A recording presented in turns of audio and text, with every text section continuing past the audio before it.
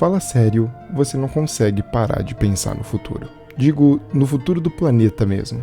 Você tá vendo um monte de coisa acontecendo ao mesmo tempo e a sensação é de um baita de um beco sem saída. Eu sei, porque eu tô na mesma. A pergunta que fica é, e agora? O que fazer? Vem muito a calhar que 2 filmes sobre o futuro saiam num espaço de tempo bem perto um do outro. Talvez pensar um pouco sobre eles ajude a achar uma resposta. Eu sei, esse não é o vídeo que eu prometi que ia sair logo em seguida.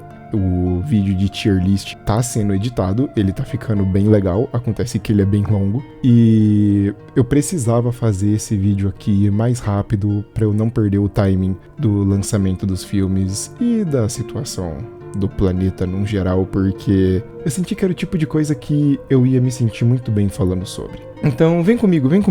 Vamos pra uma reflexão aqui. Os 2 filmes que eu tô falando são Robô Selvagem e Megalópolis. Dobradinha interessante faz esses 2. Pode não parecer à primeira vista, mas os 2 estão falando praticamente da mesma coisa, o futuro. Antes da gente continuar, vamos primeiro do que se trata cada um dos filmes. Robô Selvagem conta a história de uma robô feita para servir à humanidade que por acidente acaba numa ilha cheia de animais selvagens e cria conexão com um filhotinho de pato que começa a mudar a visão de mundo dela. Já Megalópolis conta a história de um arquiteto genial que descobre um jeito de possivelmente salvar a raça humana da perdição, mas enfrenta a resistência de pessoas que se recusam a ver o mundo mudar. De um lado, a gente tem uma trama com uma robô, um símbolo do futuro, que procura um futuro para ela mesma, e do outro a gente tem um filme que debate como garantir o nosso futuro como humanidade. Entretanto, os 2 filmes são absolutamente opostos nas suas mensagens. Eu vou explicar. Robô Selvagem conta a história de como a Ross, a robô protagonista, feita para servir, encontra um lugar no mundo para ela. A Ross é diferente dos outros animais. Ela é mais forte, mais rápida, mais ágil, mais versátil.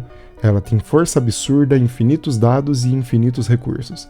Seria muito fácil para Ross se sentir superior a toda aquela vida selvagem ao redor dela. Mas ao invés disso, ela para, espera e passa muito tempo aprendendo sobre aquele mundo. Ela aprende primeiro a entender o que aqueles animais estão falando e a partir disso aprende como a vida deles funciona. Só depois de humildemente, pacientemente, aprender como o mundo ao redor dela funciona, a Ross passa a pensar onde ela pode se encaixar naquele mundo e como ela pode ajudar, baseado em como a vida deles já existe. Com o tempo, mesmo com conflitos, ela começa a criar laços, ela faz amigos, e quando chega o momento da necessidade, a Ross está pronta para ajudar do melhor jeito possível. Ela constrói um abrigo para salvar os animais de uma nevasca severa. Ela coloca animais que não se entendem juntos, o que sim gera conflito, mas ela apela para que eles entendam que estão todos juntos. Para que sobrevivam, um depende do outro. Mesmo com suas diferenças e suas peculiaridades, apenas com todos juntos eles aguentariam aquela tempestade. E quer saber?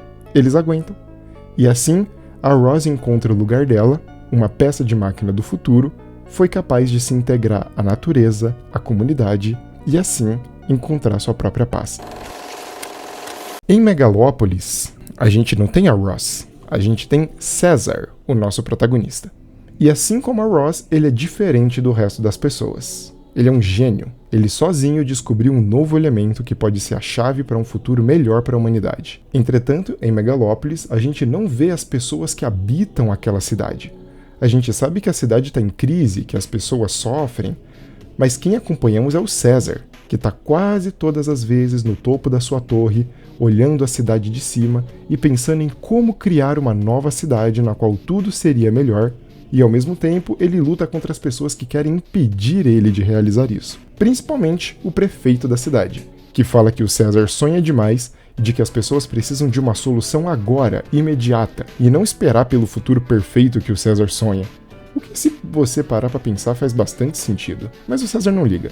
Ele é um gênio e sabe o que é melhor pro povo. Se pelo menos parassem de incomodar ele e deixassem que ele fizesse tudo, todos iriam ver como as coisas iam melhorar. O único momento em que vemos as pessoas comuns é quando elas começam a ser enganadas por 2 líderes nazistas que manipulam eles. Manipulam eles para jogar o povo contra o César, prometendo um futuro melhor para esse povo. E eles não fazem esforço para esconder o nazismo deles não. Um deles sobe numa suástica para discursar e estampa um sol negro tatuado na testa. Eles só são derrotados quando César, num discurso, convence todas as pessoas a apoiarem ele e assim se voltarem contra os nazistas.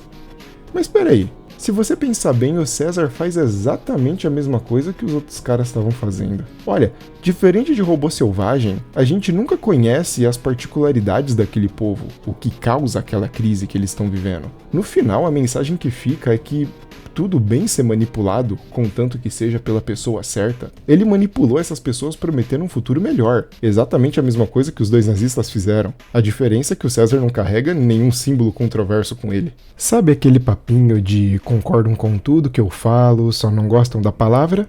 Então, exatamente. Se você para pra pensar bem, no fim de Megalópolis, nada muda de fato. A cidade fica mais moderna, bonita, mais amarela, mas a gente nunca sabe se aquela sociedade mudou, se o futuro do povo ficou melhor.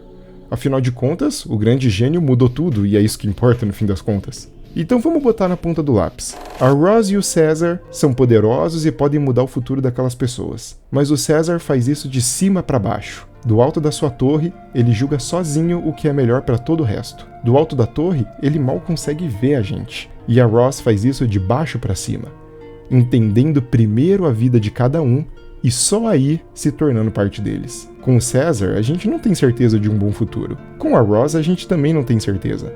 Mas pelo menos com ela, a gente tem certeza de que se juntar, a gente aguenta a tempestade passar. Então, voltemos à pergunta. E agora, o que fazer? O que fazer quando a gente passa por uma crise? Quando a gente se vê perdido, talvez sem esperança? Bom, se a gente vê o que a gente aprendeu agora com esses dois filmes, a gente vê que não é a melhor ideia colocar tudo nas mãos de um único líder como o César. O César diz que sabe o que é o futuro, mas ele não conhece a gente direito. Ele olha pra gente do alto da torre. Então, talvez a melhor opção seja a Roz, que ensinou a gente o poder de se unir e aguentar o que vier, mesmo que ninguém saiba com certeza como vai ser o futuro. Então, o que fazer?